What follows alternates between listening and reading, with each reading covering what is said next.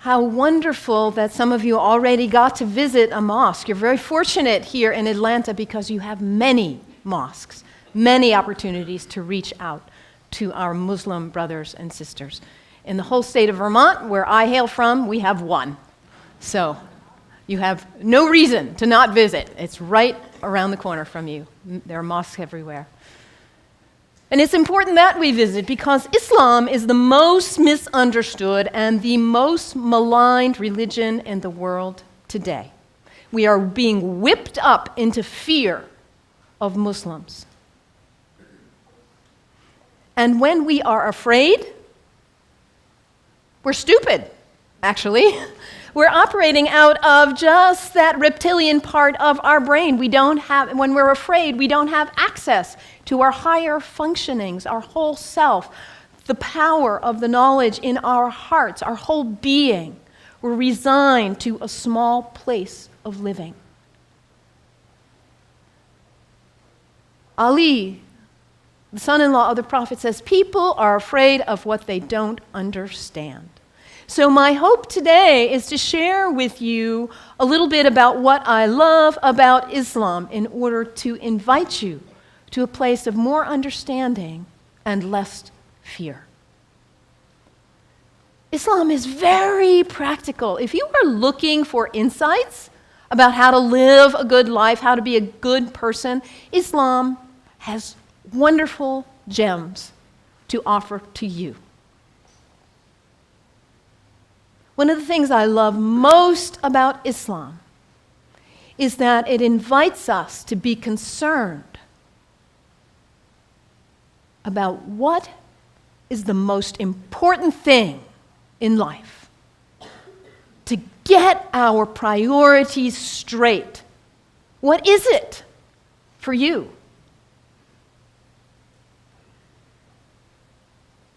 Stuff? Money? Power, prestige, family, kindness, service, love, art, compassion. What is it for you? If you get nothing else out of today, take that one question and live into it. And if you don't know the answer yet, find out. What is it for you? What's most important? In Islam, the answer is very clear. La ilaha illallah, Muhammadan Rasulullah. There is nothing but the source, God, the one. How did you say it, Anthony? That love which is greater than we can know. That's what matters. And Muhammad is his prophet. Is the prophet of love. La ilaha illallah, Muhammadan Rasulullah. And the thing about us humans, when we get that clarity, we know what's important. What do we do with that? We forget. That's who we are. We humans, we are the great forgetters. How many of you made a New Year's resolution back on January 1st? How are you doing with it now? Let's be honest. How were you doing February 1st? January 7th. We get this high resolve and this clarity, and then we get caught up in all the distractions, all the things pulling our attention here and there, and we forget. That poet, Mary Oliver, says, what is it you plan to do with your one wild and precious life? What is it? In order to not waste our life, we need to regularly hit that reset button, come on back to center, to our heart, to what we know is really why we are here, what we know is really important.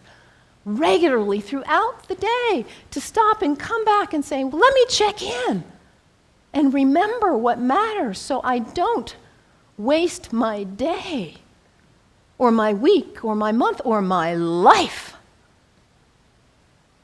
And for Muslims, this is prayer, salat. It is the second pillar of Islam. The first pillar, la ilaha illallah, to know what matters.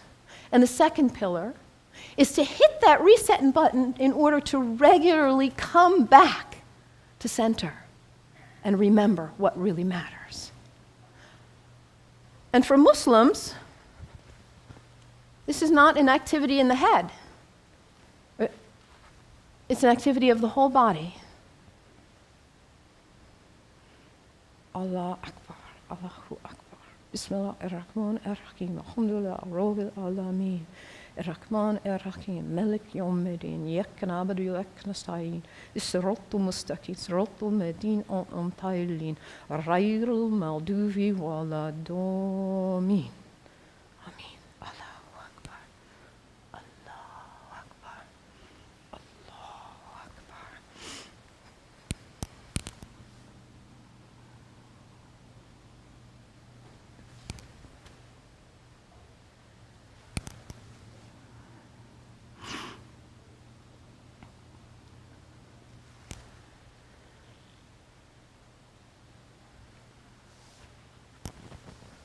Can you imagine how limber you'd be if you did that 17 times a day? And it's done in the direction of Mecca, northeast, more or less. To hit that reset button in order to come back, to hear that voice still and small like we just sang about, to come back to what matters. So practical, I love that, the second pillar of Islam. Islam also reminds us to always be concerned about those who are less well off than ourselves. Over and over in the Quran it says, be concerned about the widows and orphans. Be generous. I brought some soup as a symbol of generosity, giving, donating to food banks, giving to people who need food. I think about Muhammad almost like a spiritual, a social genius.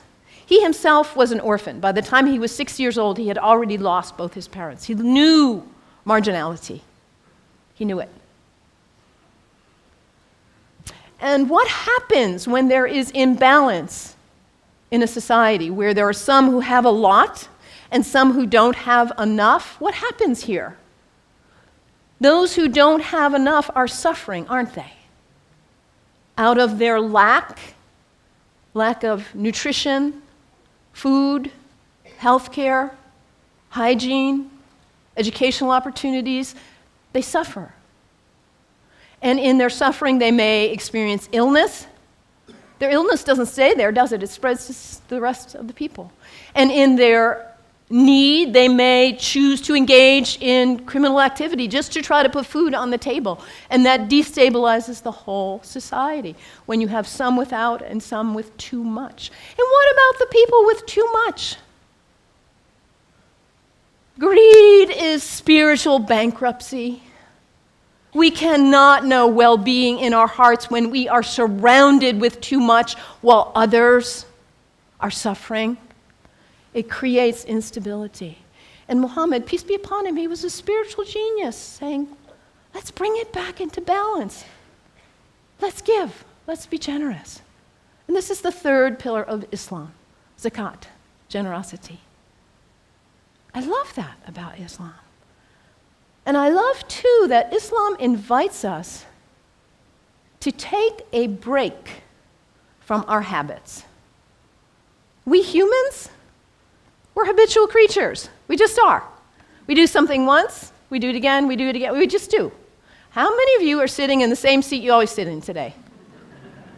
That's okay. Nothing wrong with that. We're creatures of habit. And if the habit's a good one, like brushing your teeth, wonderful. It strengthens you. Your habits can raise you up to give you strength and clarity to live your life on purpose with integrity. Or your habits can pull you down.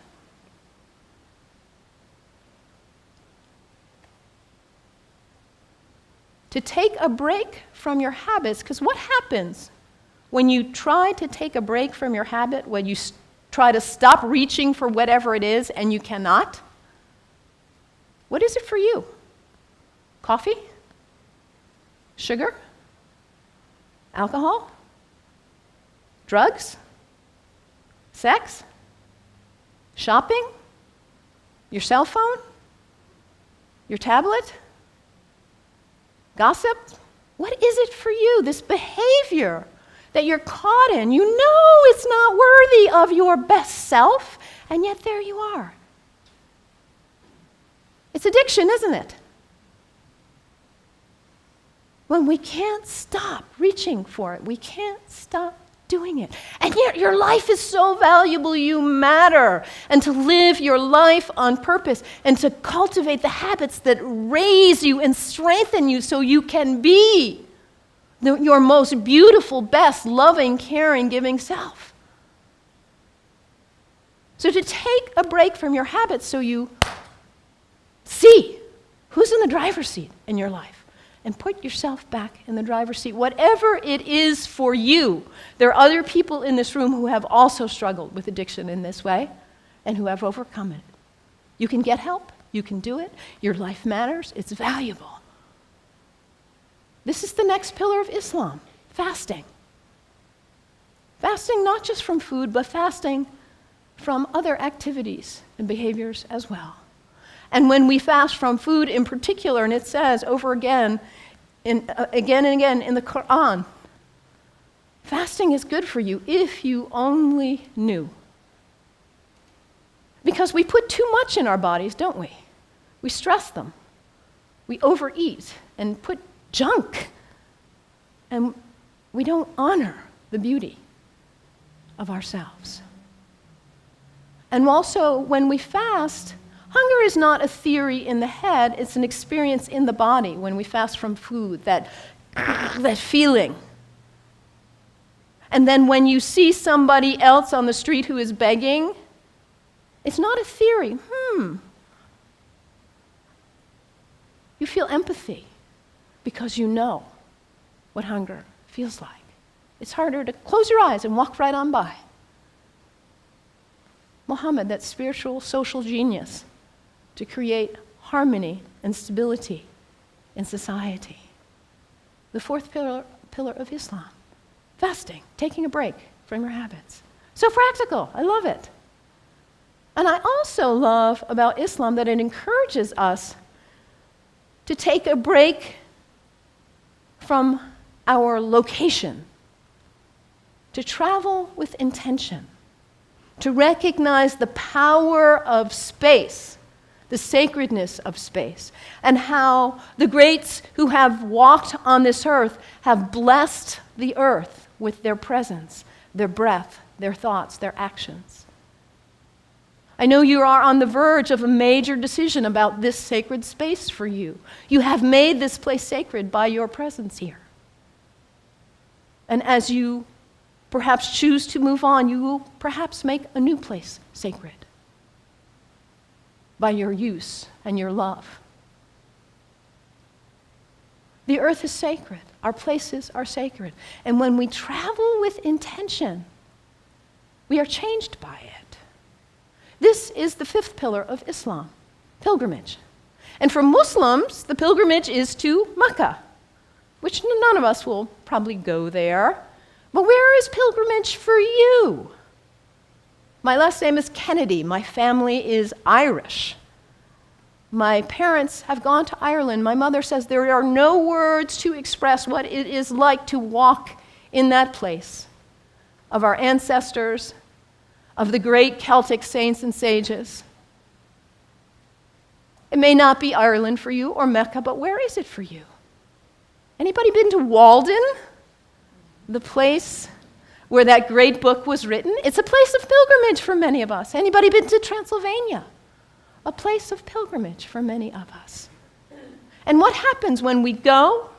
We leave our usual haunts. We travel with intention. We let ourselves be changed, be opened by new experiences, new interactions. And we come back and we are not the same. We look at our lives and we say, why was I doing that? I'm not going to waste my one wild and precious life on that. And we come back renewed, and with a new value, a new understanding of the sacredness of our location, the beauty of the earth. I love this about Islam. So practical. What's the one thing that matters in your life? Hit that reset button regularly so you come back to your purpose. And don't be self-centered. Be always concerned about others and their needs, those less well off especially.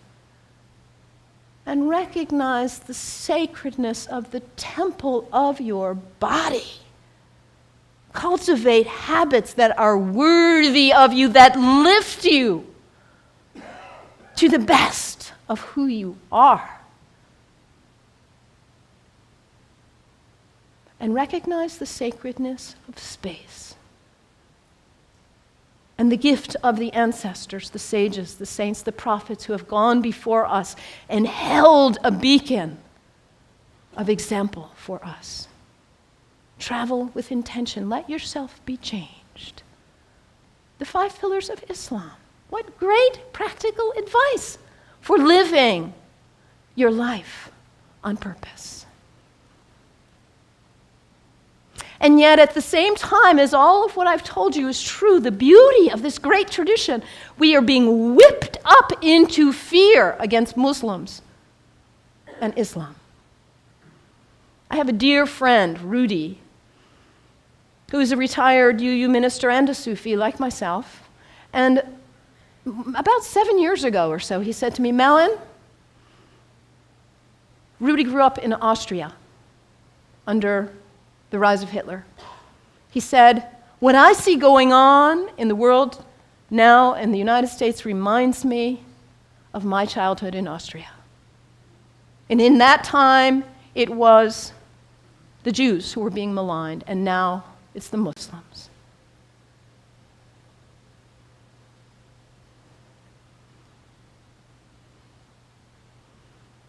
Hermann Goering, the right-hand person of Hitler, a Nazi. In the Nuremberg trials, he said something like this: the people do not want war, that's a given.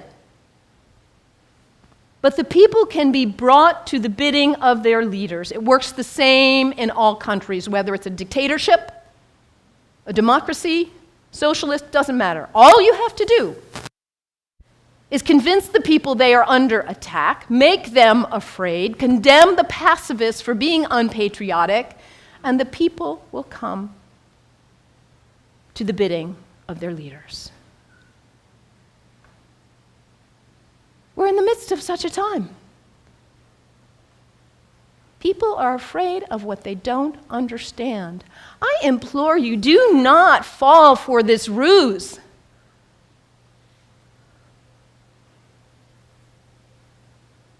Because, as I said earlier, when we are afraid, we are stupid. We are relegated to a very small part of our mind. People who advocate violence are dangerous, whoever they are. Within Islam, guess what percent of Muslims, this is based on a Gallup study worldwide of Muslims, guess what percent of Muslims think violence is the way to go, is an appropriate response to what's going on? Less than 1%. This is really accurate social science research. And this less than 1% of Muslims who advocate violence are getting 75% of the media coverage. This less than 1%, yes, they are dangerous. The fringe in any religion is dangerous, whether they are Christians or Jews or Sikhs, whoever. Folks who feel compelled to use violence. This minority in any religion is dangerous. When we hear about Christians, we know not to equate the minority who would bomb an abortion clinic with all of Christians. The same is true with Islam. This Less than 1% who would advocate violence, they do not speak for Islam. The people who speak for Islam are the people who are most concerned about living life on purpose. Not wasting your wild, precious life, but hitting that reset button, coming back to center. Being concerned about justice and everyone's needs. The true Muslims are the people who recognize the temple of the Holy Spirit, which is our body, and cultivate life and living and habits that are beautiful and worthy.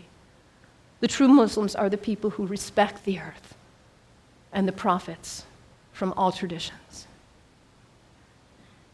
So I implore you, you've got Muslim neighbors all around. Go visit. Make friends. Do not let yourself fall into this trap of being afraid of what you do not know. And take the example from the great tradition of Islam and live your one wild and precious life on purpose. May it be so. May it be so. Blessed be. Amen.